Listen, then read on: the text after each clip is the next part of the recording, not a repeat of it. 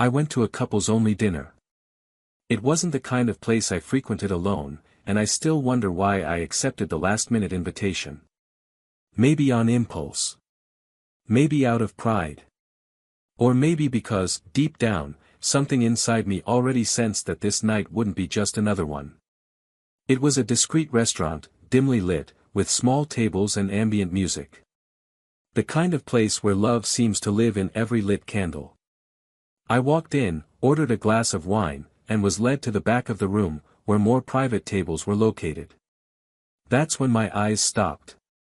They stopped and lingered. Because there, just a few feet away, was she. My wife. Sitting across from a man I'd never seen. She was smiling.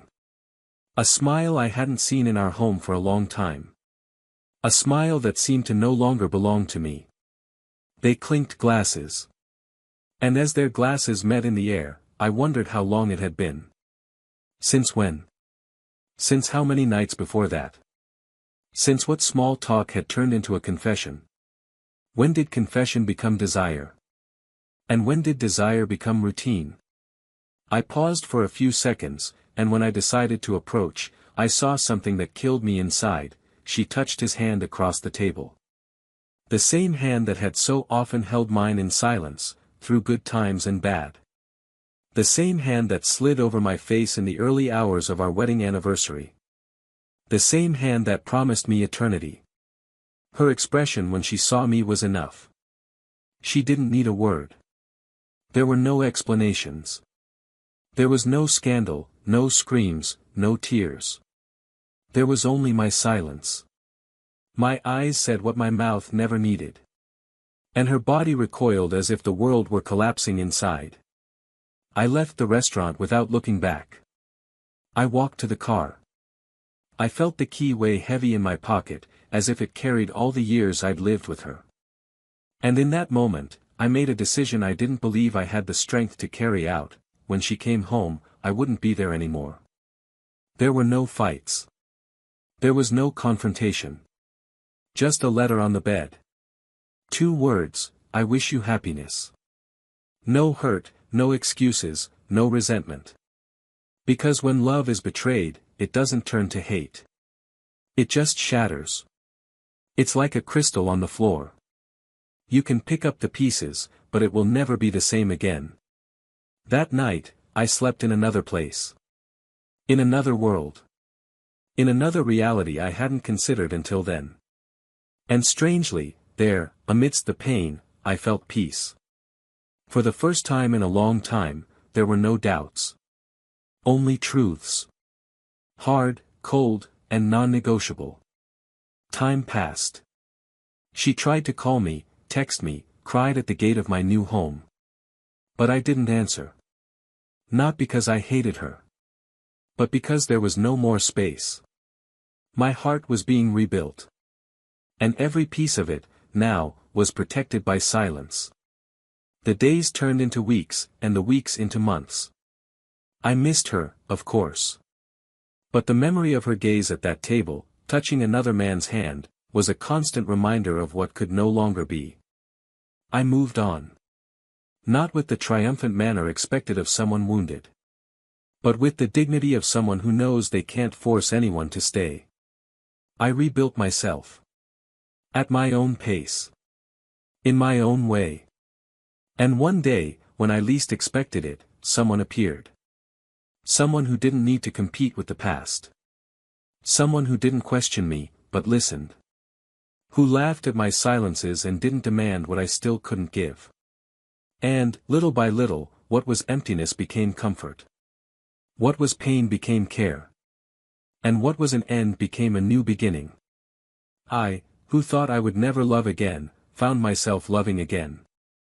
With lightness. With truth. With reciprocity. Meanwhile, she tried to move on. She tried to build something with her lover that had already been born crooked. She tried to forget, to pretend she didn't feel my absence. But everything in her life became a comparison. No hug was the same as mine. No breakfast tasted the same. No conversation flowed the same way. It was as if my silence still lived in the corners of that house, in the pillows, in the drawers, in the music that played softly while she tidied the kitchen. And it was in that moment that she understood, it wasn't the relationship she'd betrayed. It was love. And it wasn't just me she'd lost. It was the version of herself that existed when she was by my side. Time, that unfailing judge, did its work. One day, we met again. She was different. Thinner. More reserved. Sadder. She said she still loved me. That she regretted it. That it was a mistake. That she missed me. That the days were gray. That the scent of my shirt was still on the bed linens. That my cup was still in the kitchen. That she couldn't throw it away. She said everything I imagined I would hear one day. And when she finished, she looked at me with teary eyes, waiting for an answer, hope, a new beginning. I took a deep breath. I took her hand and said, I missed you too, but today I love someone else. And it's not revenge, it's just life moving on.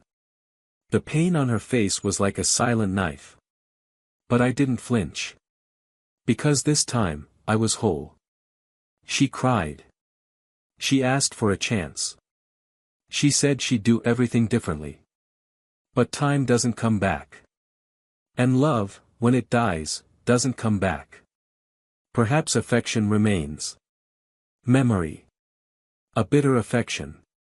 But true love, that goes away. And takes with it everything that could have once been.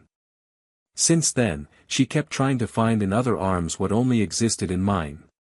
But she never succeeded. Because when you betray someone who truly loved you, the punishment isn't hate. It's absence. And that absence, I left. Cold, silent, and eternal. But what no one ever knew, is what really made me leave that night without saying a word. Because at that dinner, in that moment when I saw her smiling at another man, I remembered something she had said years before. Something that seemed silly at the time, but in that moment, changed everything. Something that made me understand that the betrayal, maybe it hadn't started there. And ever since, a question has been hammering away in my head. What if she had already cheated on me before, and I just didn't see it? Welcome to the channel. Here, none what kind of betrayal is romanticized or condoned. All the stories you hear are fictional, but based on real feelings, to show how betrayal destroys, scars, and changes people's lives forever. Prepare to dive into an intense story, full of twists and turns and deep emotions. Take a deep breath. Because what comes next, will shake you. They met on an ordinary autumn afternoon, the kind where the wind blows lightly but carries the feeling that something important is about to happen.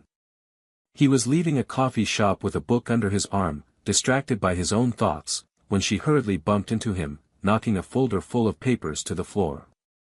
It was the kind of accident that usually yields only an apology and a quick glance, but that day, in that moment, time seemed to slow down.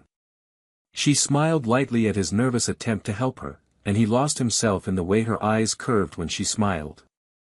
They exchanged brief, shy words, and a week later they were sitting together in the same cafe, sharing stories as if they had known each other for years. His name was Daniel, hers was Laura. And since then, almost without realizing it, their paths went from being parallel to intertwining into a single line. Daniel was a calm, observant man who valued silence as much as words. He had a way of looking at people that made people feel heard even before they spoke, and this always impressed Laura, who came from relationships where listening was scarce and words were often superficial. He was an architect, detail-oriented, passionate about building spaces that carried soul, and perhaps because of this, he also knew how to build bonds with care.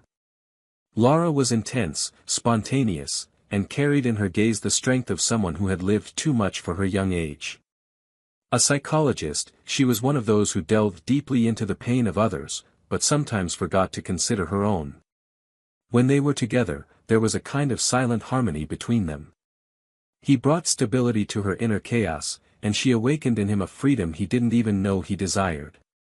The relationship evolved quickly, but unhurriedly. They respected each other's pace. Their conversations, always deep, were followed by comfortable silences. Within a few months, they knew each other's routines, vices, fears, and quirks by heart. He liked to wake up early on Sundays and make pancakes. She preferred to stay in bed listening to music, but always came downstairs smiling when she smelled the coffee. He left notes on the mirror with quotes from movies they'd seen together, and she responded with hearts drawn in the margins of the newspapers he read. It wasn't a movie love. It was real. Made of small gestures and subtle sacrifices. There were also disagreements, as in every relationship. But they were overcome through dialogue, with that maturity rarely found in short stories. Over time, they decided to live together. They found a modest apartment, but full of windows and natural light, just as Daniel liked. She decorated the room with colorful pillows, he set up a bookshelf for her books. They shared their days, their spaces, their rituals. Birthdays began to be celebrated with simple, intimate dinners, Sundays became sacred for marathons of old movies, and life's problems became less burdensome when shared between the two of them. Families blended. Friends learned to speak of themselves in the plural. And for years, life continued like this, at a pace where the bad days didn't cancel out the good, and affection always found a way to overcome fatigue, pressure, and disagreements. Daniel dedicated himself to his work with an admirable work ethic, but he never let demands steal his time from what truly mattered. Lara, on the other hand, sometimes carried her patient's pain in her chest, but found in Daniel the comfort that reminded her that she, too, had a right to care. They had plans. Of trips, of home renovations, of adopting a puppy, perhaps one day, who knows, of having children. But these plans sat in a corner of the bookshelf, next to the photography books he loved so much and the journals she'd kept since adolescence. It wasn't a perfect relationship. No one saw hearts fluttering around them as they walked hand in hand down the street. But there was something rare, respect. There was mutual admiration, and a trust built day after day, made of conscious choices, not empty promises. Sometimes they argued over trivial matters. Sometimes they remained silent for longer than they would have liked. But they returned. They always returned to each other, as if the world outside were too big and only within four walls could they be whole. Friends said they completed each other. Others said they balanced each other. They themselves didn't quite know what they were. They only knew they made sense together. Over the years, however, some things changed. Daniel began to isolate himself a little more. Not out of coldness, but out of a weariness he himself didn't understand. He began going out less, talking less. Lara, always sensitive, noticed, but didn't know how to help. She tried to make conversation, to bring lightness, but sometimes he seemed elsewhere. Even so, he remained present in the details, he still left the coffee ready, still worried if she slept well, still hugged her tightly in the cold early mornings. Lara, in turn, began to feel a restlessness she couldn't name. A strange emptiness on days when everything should be fine. And, little by little, without realizing it, she began to seek within herself what she once found in him. She began to go out more with friends, get involved in new projects, spend more time away from home. Not because she didn't love him, but perhaps because she no longer knew where she fit into that comfortable routine that, little by little, began to suffocate. They still loved each other. In different ways, perhaps less intensely, but they still loved each other. But time is relentless with details. And the details began to fade. The kisses became shorter, the conversations more matter-of-fact. The laughter no longer echoed off the walls as much. There were no arguments, no obvious distance. Just a kind of haze between them, as if they were there, but not completely. As if they had become roommates, more than life partners. Friends, more than lovers. Lara began to feel lonely, even when he was by her side. She tried to recapture old memories, plan trips, propose changes to their routine, but sometimes Daniel reacted with a weariness that frustrated her. He, on the other hand, blamed himself for no longer being able to express his feelings with intensity. He wanted to be present, but felt lost within himself. Neither of them knew exactly where everything began to slip. Maybe it was that fall, when he forgot their anniversary for the first time. Maybe it was that night she cried in the bathroom and he didn't notice. Maybe it was somewhere between the piling bills and the stretched silences. Still, no one spoke of the end. Because neither of them wanted to end it. It was easier to continue pretending the love still lived there. And in a way, it still did. But it wasn't the same anymore. It wasn't the kind of love that warms in the cold or intoxicates with laughter on any given Tuesday. It was a more sober, more discreet, more restrained love. A love that still made coffee, but no longer said, "I love you," with its eyes. A love that endured, but that, little by little, ceased to live. And it was in this atmosphere of silence and confusion that something happened. Something that hadn't yet been said aloud, but was already beginning to take shape between the lines. The kind of thing that changes the course of everything. That shatters what seemed solid. That rips the blindfold off and exposes truths no one wanted to see. But for now, there was still time. Time to try. Time to feel. Time to love, even if differently. Because the final period hadn't been written yet. Not yet. But something was already about to begin. Time had taught Daniel and Lara to live in a kind of silent equilibrium, where every gesture seemed pre-planned and every conversation followed predictable scripts. There were no frequent fights, no excessive displays of affection. Just the routine, shaped by the years, flowing between them like a steady tide that sometimes brought back sweet memories, but mostly only washed away the small fragments of what had once been passion. Lara continued to wake up before leaving for the office, drink the same hurried coffee, grab the same leather bag, and leave with a kiss on the forehead to Daniel, who was already sitting at the table with the newspaper open, as he did every day. It was as if they lived in a theater where the roles were so rehearsed that no one bothered to improvise anymore. But in the silences between the memorized lines, there were holes. Holes that grew larger with each passing day. Lara started arriving a little later. She had simple explanations, patients who were extending their appointments, last-minute meetings, more traffic jams. Nothing that seemed unusual. She had always been dedicated to her career, and Daniel had never been the controlling type. He trusted her. He trusted her like one trusts the air they breathe. And this trust was so solid that he didn't even consider questioning it. But something began to shift inside him. Not an obvious jealousy, nor an immediate distrust. It was more subtle, more instinctive.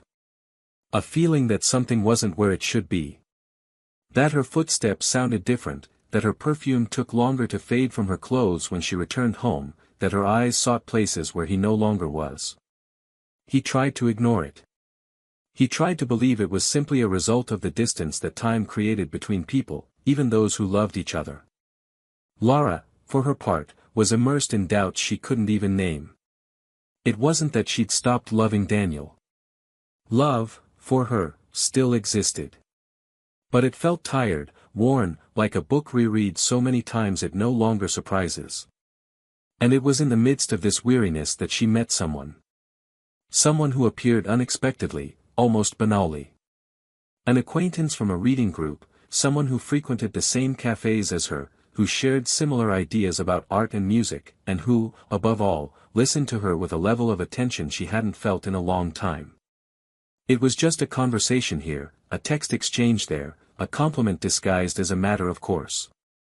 Lara wasn't looking for anything, but she felt alive in that man's words.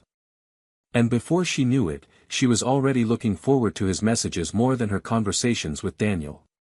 His name was Roberto, but that didn't matter yet. What mattered was what he sparked in her. The kind of interest that ignited something Lara thought had disappeared. They began to meet in subtle ways. A coffee at the end of the workday, a walk after a lecture, any excuse that, little by little, became a habit. She felt young with him, felt seen, desired. And that, even with the weight of guilt, made her smile to herself in the mirror.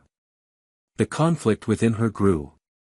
She knew there were no excuses, that Daniel was a good man, loyal, present. But what to do when your heart screams for something new while your reason clings to what is right? Lara tried to convince herself it wasn't cheating, yet. That she could still stop. That everything was under control. But it wasn't. Daniel began to notice the small signs. A louder laugh when responding to messages, an unusual rush to leave the house, an emotional absence that became increasingly difficult to ignore. They weren't fights, nor accusations. They were silences that screamed. And even without proof, Daniel began to pull away. Not out of dislike, but out of self-defense. He began spending more time away, accepting invitations to events he'd previously declined. And the more he withdrew, the freer Lara felt to reach out to the new.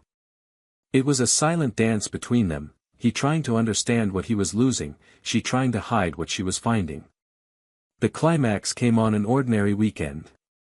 Daniel had been invited by a couple of friends to a private dinner, a couples-only gathering, and without much thought, he decided to go.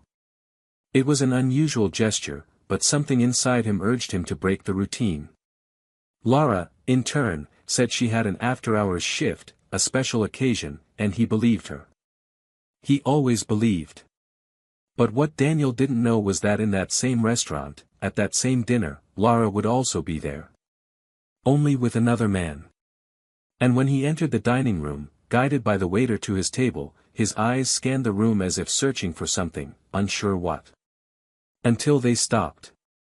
And found it. She was sitting with Roberto, laughing. Laughing like she hadn't laughed in ages. She touched his hand naturally. The intimacy between them was evident. Daniel froze for a second. The ground seemed to drop from under his feet. It wasn't anger he felt. Nor fury. It was a cold emptiness that spread throughout his body. He stood there, staring at the scene, until she saw him. Lara's eyes widened, the color drained from her face, and her hand suddenly pulled away from Roberto's. But it was too late. Daniel had already understood everything. He walked toward the table unhurriedly, as if he already knew the fate of his own pain. He didn't say a word. He just looked at her. A look that hurt more than any scream. A look that said it was all over. Lara mumbled his name, tried to get up, but Daniel had already turned his back. He left the restaurant without looking back. Outside, the air seemed denser, as if even the world weighed differently. He got in his car, started the engine, and drove aimlessly through the streets until the city fell asleep. He didn't cry. He didn't scream. He just felt. A pain that was silent, but devastating. He returned home in the middle of the night. He packed a few things, left a letter on the bed. And left. When Lara arrived home the next day, she found the silence she had already feared. The closet half open, his clothes missing, his scent almost gone. The letter folded beside her pillow. Just 2 words, "I wish you happiness." She read it and felt her chest burn. She cried, tried calling, texting, but got no response. He had left with the same grace with which he loved her. No scandal, no revenge. He simply withdrew. And in that absence, something began to blossom within her. An emptiness that wasn't just Daniel's, but her own. Because now, with his silence, she no longer knew who she was. And deep down, she knew she had lost much more than a marriage. But what she didn't yet know, was what truly motivated Daniel to get up from that table that night and move on. Because there was something in that scene, something in her eyes, or perhaps in the words they'd exchanged beforehand, that triggered a memory. A dormant memory. Something that, when resurfaced, would change everything she thought about that betrayal, and about who had truly been betrayed first. Time passed in a blur for Lara. The days lost their shape, the nights became dull. She still woke expecting the familiar sound of the coffee maker turning, the smell of bread warming in the pan, the soft sound of newspaper pages turning. But all she found was a crushing silence. Daniel's absence filled every room in the house, as if he had taken the very air she breathed with him. She tried to resume her routine, return to her office, occupy her mind, pretend she was fine. But the emptiness that inhabited her was greater than any distraction. She sent long messages, wrote letters, called dozens of times, until she finally understood he wouldn't return. And not because she no longer felt anything, but because something inside her had broken. And that rupture was irreparable. That was when she decided to go to his mother's house. She needed to talk to someone, needed to understand if there was any chance, any sign that would give her the strength to persist. Daniel's mother welcomed her with the same kindness as always, but there was something different in her eyes. A restrained affection, a silent pain at seeing her son hurt. They sat at the table on the porch, drinking tea slowly. Lara cried softly, confessing her mistake, her regret, how much she wanted to go back. Her mother-in-law listened empathetically, but without making any promises. She simply said that Daniel was rebuilding his life elsewhere, and that perhaps, in time, he would be willing to talk. And it was this opening that Lara seized with all her might. She spent weeks trying to find out where he was, until a mutual friend, unaware of the whole story, casually mentioned that Daniel had been seen in a bookstore on the other side of town, accompanied by a woman. Her name was Sophia. Lara didn't know it yet, but she would soon. A simple woman with a calm smile and a gentle presence. The opposite of everything Lara was at that moment. Sophia came into Daniel's life without asking for space, and perhaps that's why she gained so much. She didn't pressure him, didn't demand anything, didn't remind him of everything that hurt. She was simply there, patient, listening, and truthful. They met by chance, at an architecture event, and the connection was so natural that, for the first time in a long time, Daniel felt no pressure to start something new. And before he knew it, they were already sharing coffee, stories, and pain-free silences. Lara discovered Sophia by scouring, without admitting it to anyone, the social media accounts of their old mutual friends. Travel photos, sincere smiles, hugs she knew well. And there, before that bright screen, regret took a form she hadn't felt before, that of seeing the love that was hers being lived by another. She then decided to do the unthinkable. She sent him a message, asking to talk. Not to ask for him back, but to apologize. Daniel didn't respond immediately. It took days, maybe weeks. But one day, he agreed.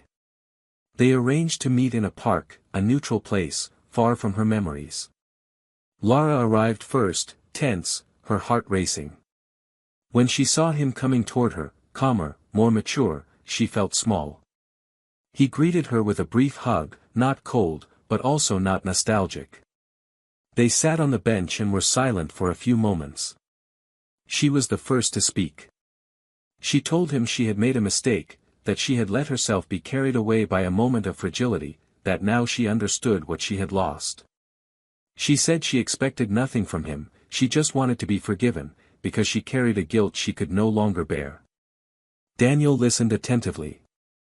There was a distant tenderness in his eyes, as if the pain had been worked through long ago. When she finished, he held her hand and said he had already forgiven her. That he felt no anger, no hurt, only sadness. That he had spent a long time trying to understand where they had lost their way, until he realized that perhaps the mistake hadn't started with the betrayal, but long before that. And it was at that moment that something in the tone of the conversation changed. Lara looked at him confused, wondering what he meant. Daniel hesitated for a second, but then decided to tell her. Not out of revenge, but out of emotional justice. Because there was something she needed to know, something that might explain, in a cruel way, why he had left without a fight. He said that night at the restaurant, when he saw her with the other man, something inside him made a strange connection. It wasn't just the betrayal that hurt him, it was a specific memory. A phrase she had said years before, one night when they were watching a movie. She had commented, almost without thinking, that she had never loved anyone as much as she loved Daniel, but that once, years before, she had fallen in love with someone in a relationship, and it had destroyed her. At the time, he hadn't paid any attention. But that night, seeing the way she looked at that man, the touch, the complicity, it all seemed familiar. And then he remembered the name. The man's name. Roberto. The same man who, years ago, had been Daniel's colleague on a project. A man he had introduced to her at an event, long before they started dating. And the truth came crashing down, she had already been involved with Roberto before they even began their relationship. Lara paled. The memory came like a slap. Yes, she had met Roberto before. And yes, there had been something between them. Something brief, intense, forbidden. But she swore Daniel had never known. That it was a buried secret. And now, there, sitting across from the man she had loved more than any other, she saw in his eyes confirmation that everything was connected. That recent betrayal wasn't just a falling out. It was a repetition. A continuation. And Daniel knew. He knew she had chosen, once again, the same man. And that, more than the betrayal, was what destroyed the bond between them. The certainty that he had never been the only one. That there was always a space, however small, reserved for another. Lara tried to explain, tried to say she hadn't planned it, that it was a coincidence, that she didn't want to relive anything with Roberto, that she simply felt heard, desired. But the words rang hollow. Daniel looked at her with an almost cruel calm. He said he didn't hate her, that he understood her weaknesses, but that she needed to accept one truth: she had chosen. Twice. You chose a past over the present, and then you chose to relive that past at the most vulnerable moment in your relationship. And that kind of choice has a price. She cried. She begged for forgiveness again, but this time, not with words. With a look. With presence. But Daniel just stood up. He said he was at peace now. That he loved someone else.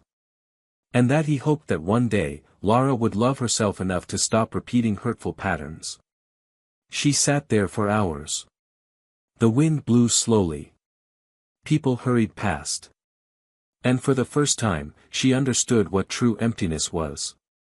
Not just the emptiness of Daniel's absence. But the knowledge that she had lost the love of her life, by persisting in a mistake that already had a name, a face, and a history. And it was at that moment that she realized that not all forgiveness brings back what was lost.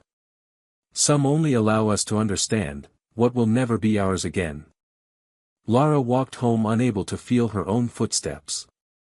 She walked as if floating on fragile, unstable ground, about to give way with each memory that echoed in her mind. The wooden park bench where they'd spoken still seemed marked with the pain of that reunion. Each of Daniel's words reverberated within her with cruel clarity. It wasn't just his forgiveness that tore her apart, but his firmness as he looked into her eyes and assured her he was at peace. That calm he demonstrated suffocated her more than any shout of rage could have. It meant he had truly left her behind. The us she, for a belated moment, had tried to reclaim, no longer existed. He had moved on. She had not. Inside the apartment, everything seemed in its place, but everything was wrong. His favorite cup was still in the closet, where she'd never had the courage to move it. The shirts he'd forgotten remained tucked away in the back of the drawer, still folded the way he liked them. The plants, once watered diligently on Sunday mornings, now wilted, as if sensing his absence as well. She sat on the living room floor, among the cushions, unsure of how long she'd been there, staring into space, trying to grasp the exact moment she'd begun to lose him. But there wasn't a single instant. It was an accumulation of omissions, silences, distractions, and, ultimately, choices that could no longer be undone. Across town, Daniel was making coffee while Sophia sorted through books on the new bookshelf in the apartment they now shared.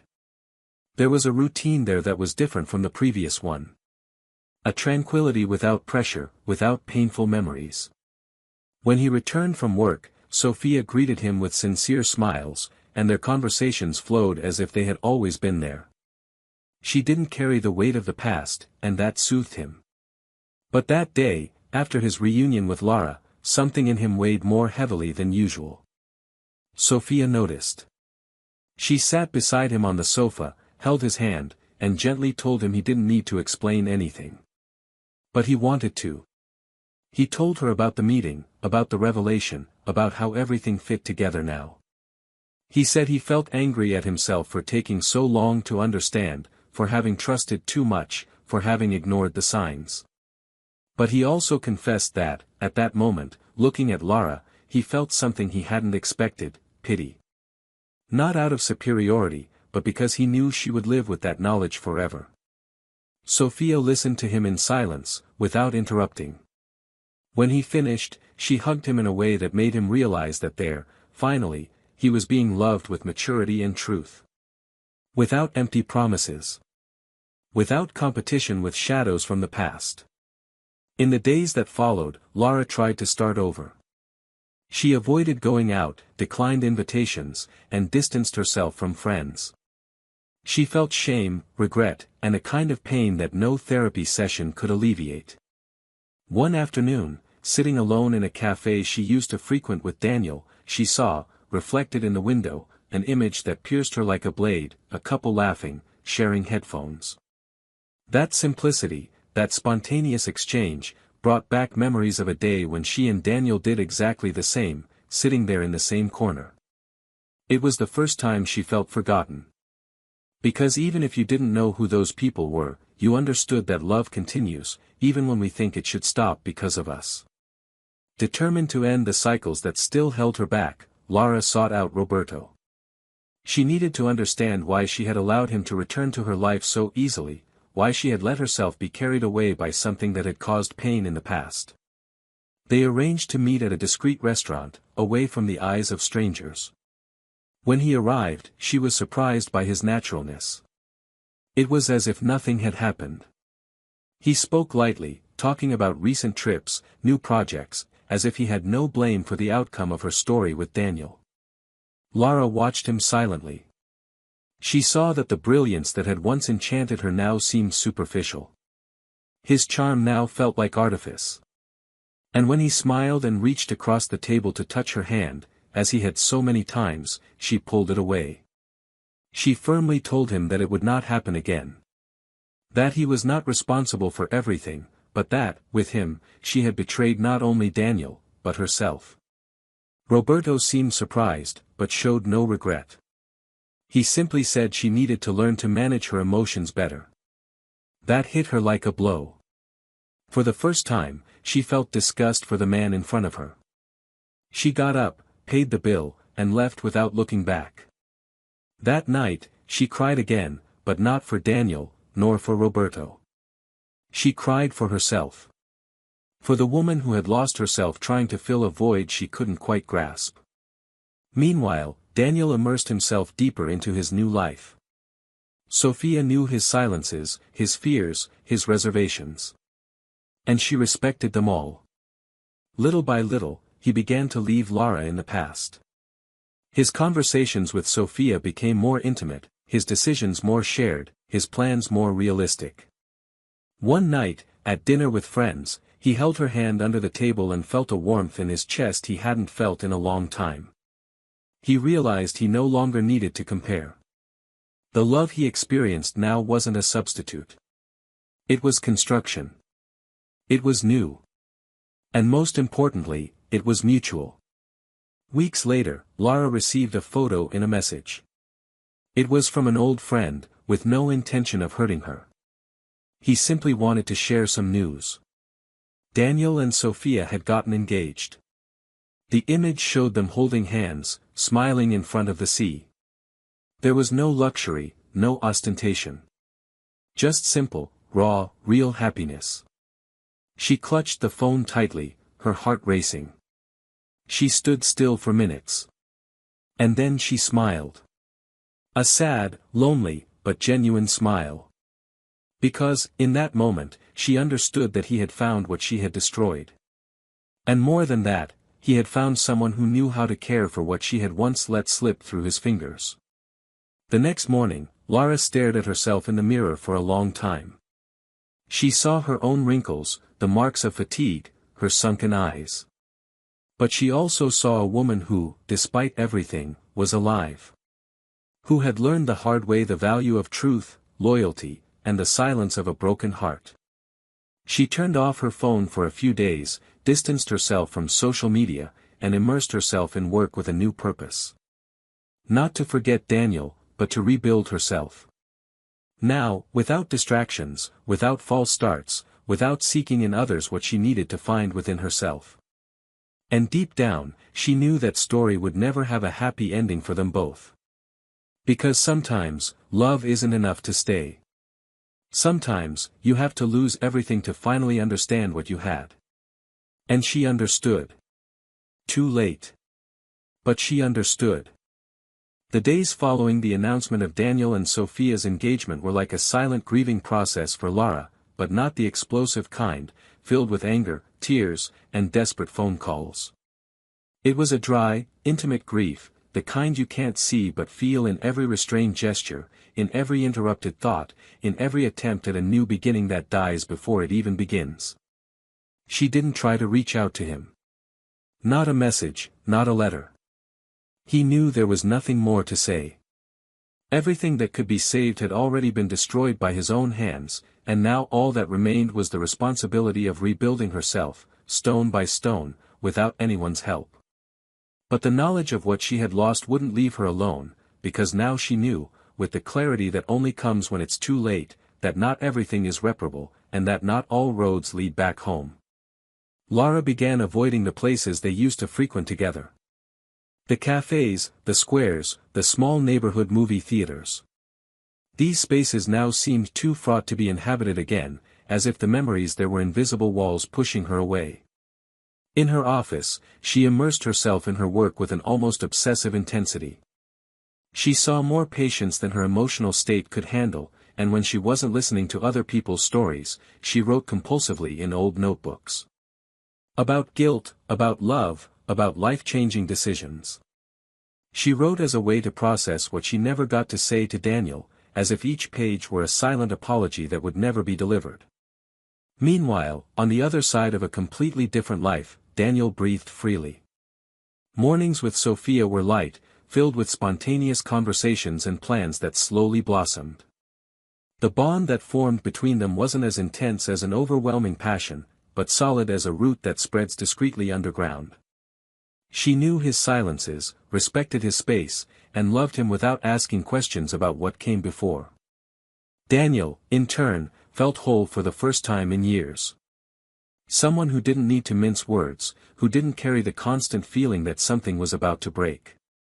The trauma he'd experienced with Lara hadn't disappeared, but it was no longer an open wound. It was a scar that hurt on cold days but no longer bled. And even with this apparent peace, there was a part of Daniel that, from time to time, was visited by a subtle restlessness. It wasn't longing. It was more of an unanswered question, a mix of curiosity and melancholy. A question that always came silently: how would she be now? Not because he still longed for her presence, but because he wondered if she had finally managed to understand. To understand not only the pain she had caused, but also the magnitude of the choice she had made. Daniel knew it wasn't the kind of pain that passes quickly, nor is it overcome with distractions. It was one of those pains one learns to carry, like a permanent memory that lodges itself in one's shoulders, constantly reminding one of what was lost through recklessness or negligence. Lara, for her part, tried to live with dignity. She didn't want pity, nor comfort. Her reconstruction wasn't an attempt to win anyone back, but to avoid disappearing into her own shame.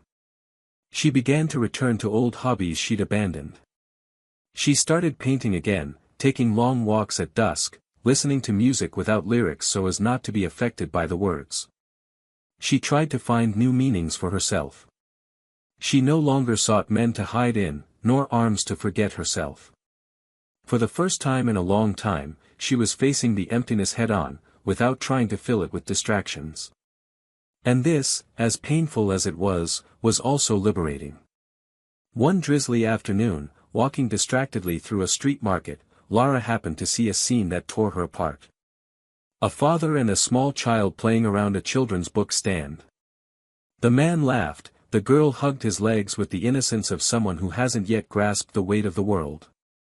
And for a split second, Lara wondered what her life would have been like if she hadn't broken that love. If, instead of seeking something outside, she had tried to take better care of what she had. Not because she wanted children at that moment, but because, in that gesture of care between father and daughter, she saw the kind of bond she and Daniel were building before everything fell apart. The kind of bond that forms when two people choose to stay. And she didn't. A moral dilemma began to grow within her. How could she forgive herself for a mistake that couldn't be fixed? How could she move on knowing that the other person's happiness was, in part, made possible precisely by her absence? There was something profoundly cruel in that realization. Knowing that the man she loved was now better, more whole, happier, without her. And knowing that, for that to be possible, she had to leave his life in such a devastating way. That was the dilemma, accepting that the fairest outcome for both of them was precisely the separation she had caused. And that required a kind of maturity that was painful to achieve. A few months later, Lara was invited to attend a lecture on human relations, hosted by an old college classmate. He reluctantly accepted, but went. He needed to get out of his hiding place. During the event, one of the speakers talked about how certain choices haunt us, but also teach us to be more whole people. How regret can fuel change, not just endless punishment. Lara listened attentively, as if in front of a mirror. At the end, he approached the woman and thanked her. For the first time, he felt there was room within himself to embrace his own humanity. Not to justify what he did, but to understand that he had to move on despite the guilt. Daniel, meanwhile, was preparing for the wedding. It was an intimate ceremony, attended only by close friends. There was no ostentation, only delicacy. On the eve of the big day, he walked alone through a garden near Sophia's house. He needed a moment to himself. He remembered all the paths that had led him here. The sleepless nights, the piercing silence of betrayal, the pain of having to leave a home he had built. But now, as he looked to the horizon, everything seemed as distant as another time. Lara was part of history, but no longer of the present. She was a page turned. A lesson. And although a part of him would always harbor a shadow of that pain, there was no longer room for longing. Only gratitude for having survived. And somewhere in the city, on a random night, Lara sat in front of the mirror and wrote in her journal. Simple but necessary words. She wrote about love, about choices, about losses that define who we become. She closed the notebook, lit a candle, and for the first time in a long time, she felt at peace with herself. Not because there was a fix. But because, finally, there was acceptance. The silence that followed was no longer one of absence, but of maturity. That stillness that only comes when you understand that some stories don't end with reconciliation, but with understanding. And that sometimes, the true happy ending lies in recognizing that we are no longer the same, and that this, in itself, can be a new beginning. The wedding morning dawned with unusual serenity. The sky was slightly cloudy, and the breeze blew warm, as if nature had decided to match the tranquil tone of the day. Daniel woke early, not out of anxiety, but out of habit. He made his coffee as he did every day, letting the aroma fill the room with a comforting familiarity. Sophia was still asleep, her face partially covered by the sheet, her hair spread across the pillow in a soft chaos he had grown to admire. Watching her sleep had been almost a ritual for him these past few months, a silent reminder that life, even after so many brokennesses, could still be kind. He kissed her lightly on the forehead and went for a short walk before beginning the preparations. At the small neighborhood flower shop, Daniel stopped and asked for white lilies. It wasn't the flower he would traditionally choose, but there was something about their simplicity that touched him. He took the bouquet, thanked her, and as he left, he was startled by a familiar voice. Not a call, but a question from behind, timid, almost hesitant, as if asking permission to exist there. When he turned, he found Lara. She looked different.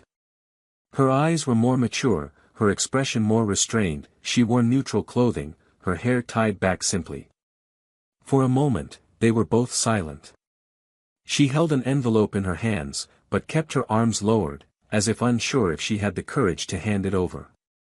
Daniel took a deep breath, not out of discomfort, but in an effort to maintain the balance he had achieved. She spoke first, her voice calm but hesitant. She said she didn't want to interfere with his day, that she'd learned of the wedding by chance, but that she needed to see him first. She said she had no intention of interrupting anything, but that there was something she needed to say, and that only now, after everything, could she understand clearly. Daniel didn't answer immediately. He looked at the lilies in her hands, then at her. Her eyes were teary, but there was no despair, only a serene melancholy, like someone who had accepted a loss but still needed to face her own truths before letting them go.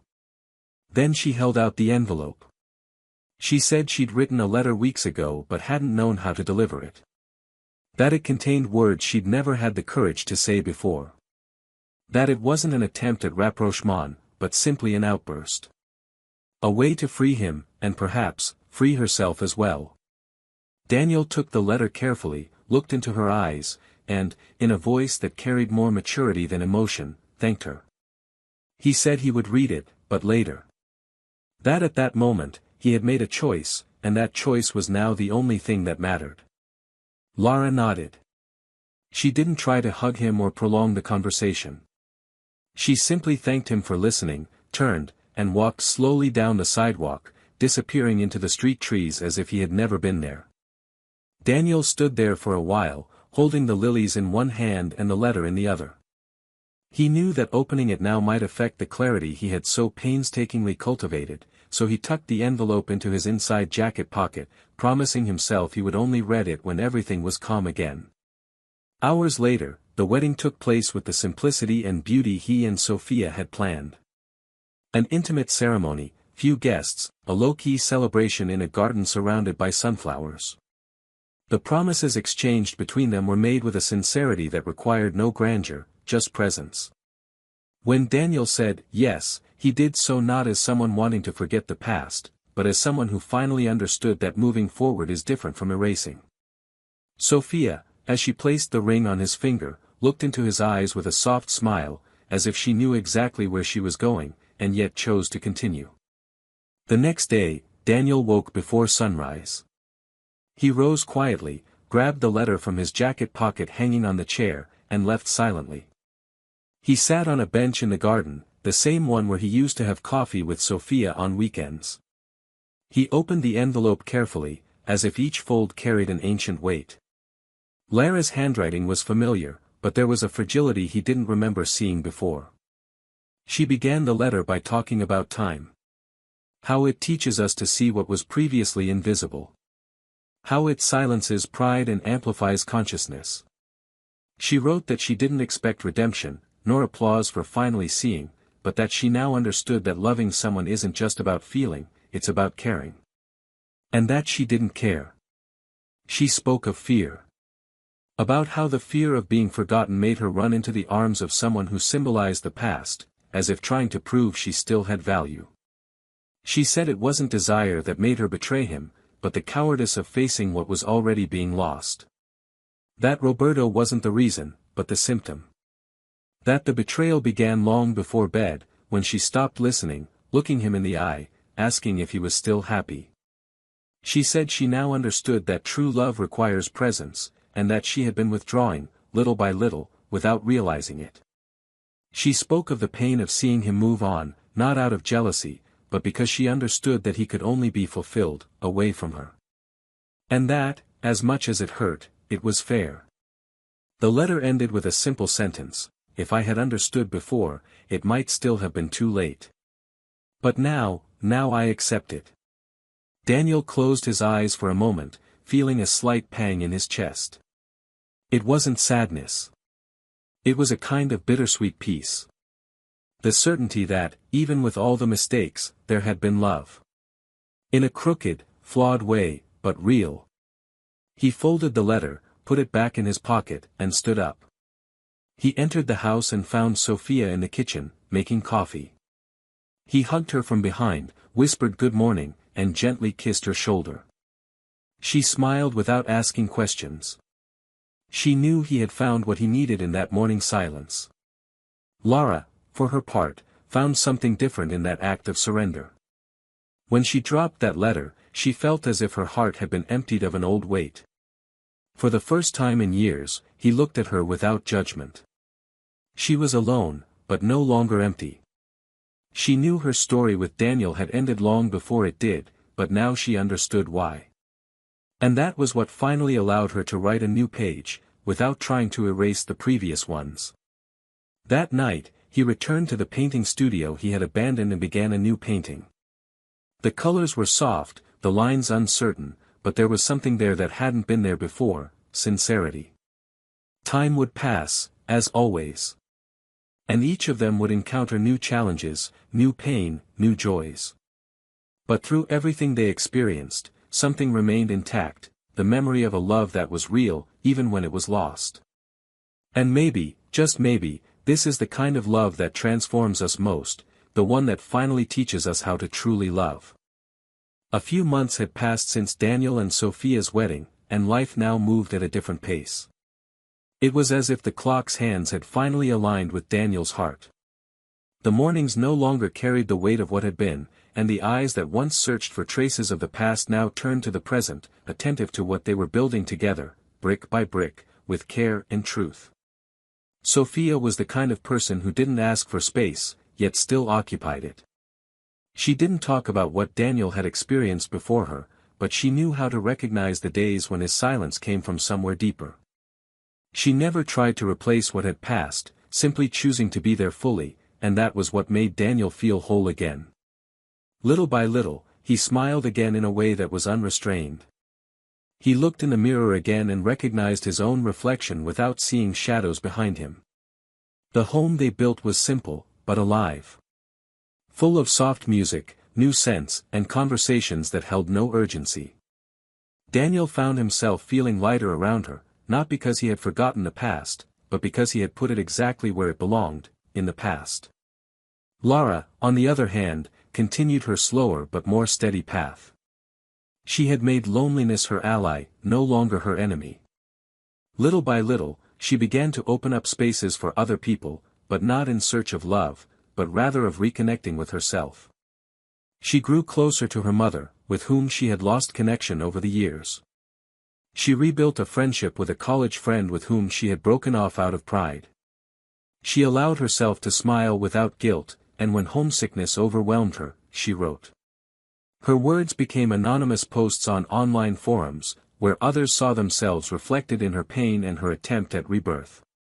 She gradually discovered that there was a way to transform guilt into learning, and even without repair, she found purpose. An invitation to speak on emotional responsibility arrived by email, and on impulse, she accepted. She took the stage trembling, her voice weak in the first few words, but then it grew, until she shared her story with such raw honesty that the audience's silence was almost reverent. In the end, she was applauded not for being a victim, but for having the courage to acknowledge her mistakes without hiding behind excuses. That night marked a new turning point. For the first time, she understood that what she had lost was irretrievable, but that there was still much to be lived truthfully, even with the rubble of what she had failed to preserve. Roberto, for his part, followed the predictable path of those who live in repetitive cycles.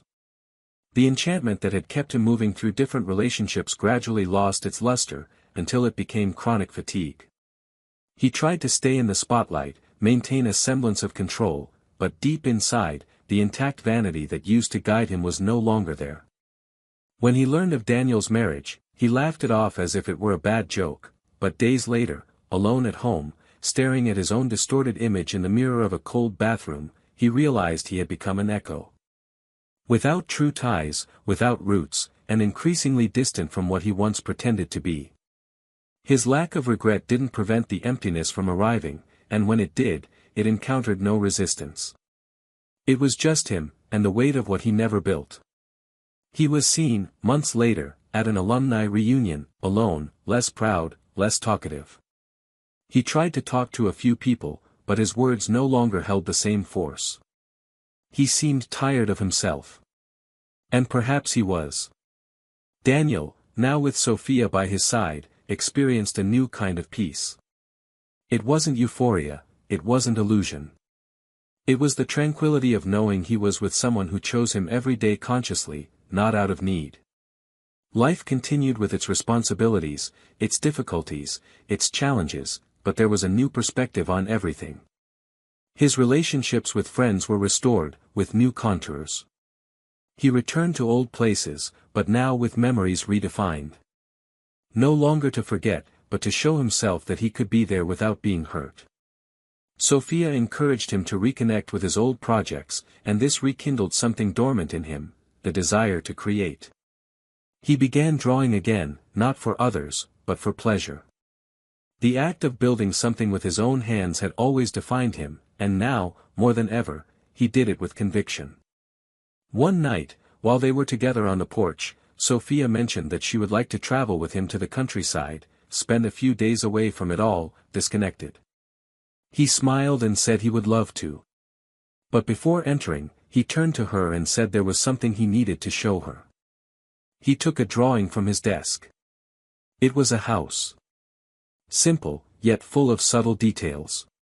She looked at it curiously, and he explained that it was a plan for a place where he would like to grow old with her. Sophia, moved, simply hugged him. In that embrace, there was more than love. There was reconstruction, truth, and, above all, choice. And Lara, in another corner of the same world, watched all this from afar. Not through social media, but through life. She felt the cycle inevitably closing. Not with pain, but with a kind of reverence for the story she had lived and which she was now learning to let go of. She began working with emotional support groups, helping women experiencing emotional loss. She used her story as a starting point, not as the protagonist, and this freed her from the role of eternal regretter. She understood that life doesn't always offer the chance to start over with the one we love, but it always offers the opportunity to become someone better than we were. And that, ultimately, is what truly matters. The story of Daniel, Lara, and Sophia is more than a tale of love, loss, and reunion. It's a mirror for everyone who, at some point, believed that love was enough to keep someone by their side. The truth is that love, without responsibility, without daily choices, without care, falls apart. And once broken, it can't always be put back together. Betrayal doesn't just destroy the other person, it destroys the betrayer as well. It tears apart invisible bonds that take years to build. It rips from the soul the capacity for trust, and in its place, leaves a void that's hard to fill. No one emerges unscathed. No one remains the same. If you've come this far, with a heavy heart, you may have experienced some of these pains yourself. Maybe you know someone who has. Maybe you're experiencing it now. Comment below what you thought of this story, if it touched you, and what part impacted you most.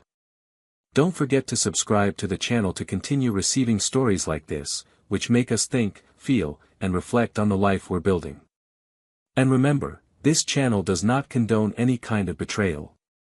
All the stories told here are fiction, but they carry a real message, that love needs to be protected, cultivated, and respected. Because when we betray, we're not just hurting the person by our side. We're destroying what could have been the most beautiful thing in our lives. Think about that.